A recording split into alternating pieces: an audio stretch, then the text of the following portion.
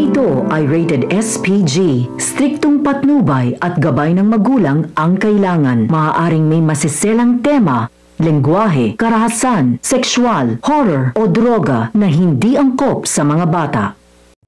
Magkikitang muli sina Yuan at Ina. Maganda at gwapo sila sa suot nilang kulay puting damit. Nagtama ang mga paningin nila. Simula na ba ito ng pagbabalik ng maganda nilang samahan? Abangan natin sa Shining Inheritance. Pikon na pikon si Joanna sa pagkatalo niya. Hindi niya matanggap na nalampaso siya ni Ina sa contest sa Restaurant Feud. Inilabas ni Ina ang kanyang galing. Malinis siyang maglaro at binigay niya ang buong puso niya. Sinumbat niya yon kay Joanna dahil si Joanna ay madaya at walang puso. Kaya hindi siya mananalo. Sinugod na naman ni Joanna si Ina. Inawat siya ni Yuan. Pero naituon ni Joanna ang kamay niya. Kaya nabali ang buto niya sa kamay niya. Nasaktan si Joanna. Sa sobrang galit niya, gusto niyang idemanda si Ina. Pero matapang at palaban si Ina. Dahil sinabi niyang wala siyang ginagawang masama kay Joanna. Siya pa nga ang dapat magdemanda dahil sinaktan siya ni Joanna. Pinilit na ni Yuan si Joanna na umalis para matigil na ang pag-aaway ng dalawa. Samantala, sa sobrang pag-aalala ni Lola Aurea sa nakita niya sa social media kanina, nakita niya na nasaktan ni Joanna si Ina. Nakaramdam ng kakaiba si Lola Aurea. Katulad ni Nono, hindi nila mapigilan ang emosyon na maawa at mag-alala para kay Ina. Kaya bumalik ang sakit ni Lola Aurea. Gusto niyang puntahan si Ina para tulungan. Ang hindi niya pa alam ay nanalo na si Ina at okay naman ang kalagayan. Nagpilit si Lola Aurea na magpunta sa venue ng contest kasama si Edwin. Hindi naman makahindi si Edwin. Sumunod na lang siya para maging mahinahon na si Lola Aurea. Ang usapan nila ay sisilip lang sila para makita ang sitwasyon ni Ina kung okay lang ba siya. Hindi mapakali si Lola Aurea dahil hindi niya makita si Ina.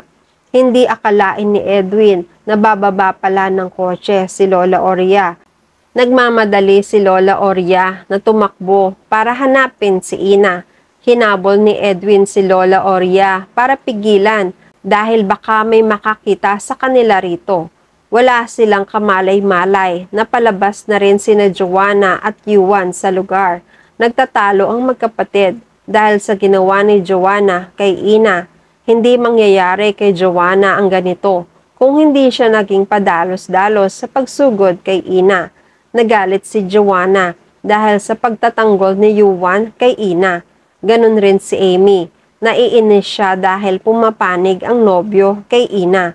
Tumigil sina Edwin at Lola Aurea sa pagtakbo. Napahinto sila dahil pamilyar ang boses na narinig nila.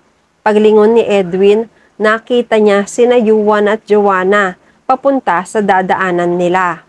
Sigurado mahuhuli sila kapag hindi pa sila makaalis dito. Kaya humarap si Edwin kay Lola Aurea. Pinakalma niya si Lola Aurea. Nakiusap na kailangan na talaga nilang umalis dahil makikita siya ng mga apo niya. Kung mahuli sila rito, sigurado may masama silang gagawin kay Lola Aurea. Naging mahinahon na si Lola Aurea. Sumunod na siya kay Edwin.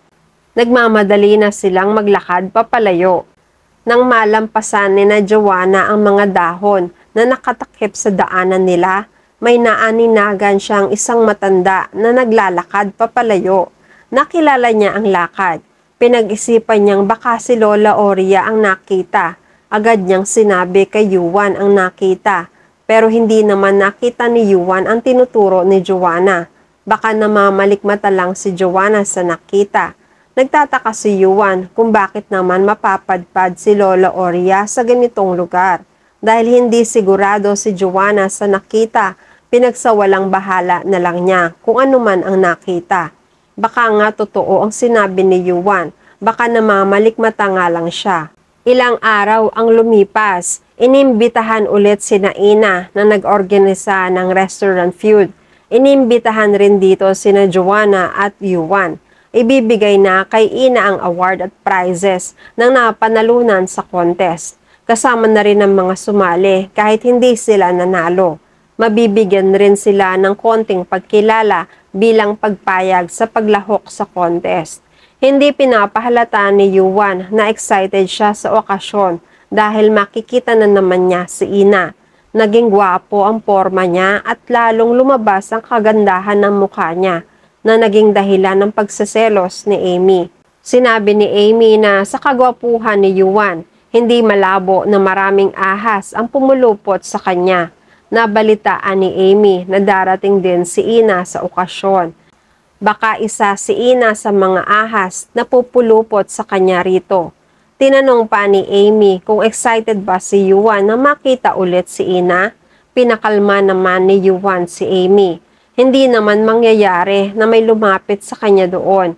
Walang panahon si Yuan at walang interes para sa mga ganong bagay. At syempre, sigurado siya na darating si Ina sa venue. Sigurado siya na inimbitahan rin siya dahil si Ina nga ang nanalo sa contest. Ito nga ang dahilan kung bakit magkakaroon ng ganitong klase ng okasyon. Bilang pasasalamat na rin sa pagsali sa contest, wala namang nagawa si Amy dahil si Yuan lang ang pwedeng dumalo. Nire-represent ni Yuan ang Joanna's legacy dahil wala si Joanna. Samantala, naunang dumating si Yuan sa venue. Nakipaghalubilo siya sa mga tao rito. Kinausap siya at winelcome ng mga namamahala sa programa. Maya-maya ay nagsigawan ng mga tao. Masayang nagbubulong-bulungan dahil nakikita na nila ang grand winner sa contest. Sinabi nila na napakaganda pala ni Ina. Narinig yon ni Yuan ang lahat ng mga sinabi ng tao sa paligid. Naging interesado siya. Alam niyang si Ina ang tinutukoy ng mga tao. Paglingon niya, hindi nga siya nagkamali. Nabighani siya agad sa ganda ni Ina. Nakatulala siya sa pagtitig sa kagandahan ni Ina. Paunti-unting naglalakad si Ina, papunta sa direksyon kung nasaan si Yuan. Biglang kinabahan ng dalawa dahil nagtama ang mga paningin nila. Habang naglalakad si Ina, nakatitig lang siya kay Yuan. Ganon din si Yuan sa kanya, hanggang sa napatigil na si Ina sa harapan ni Yuan. Hindi sila makapagsalita habang nagkakatitigan sila. At yan ang mga pakakaabangan natin sa Shining Inheritance. Please like this video and please subscribe to my channel. At magkita-kita po muli tayo sa mga susunod pang episodes.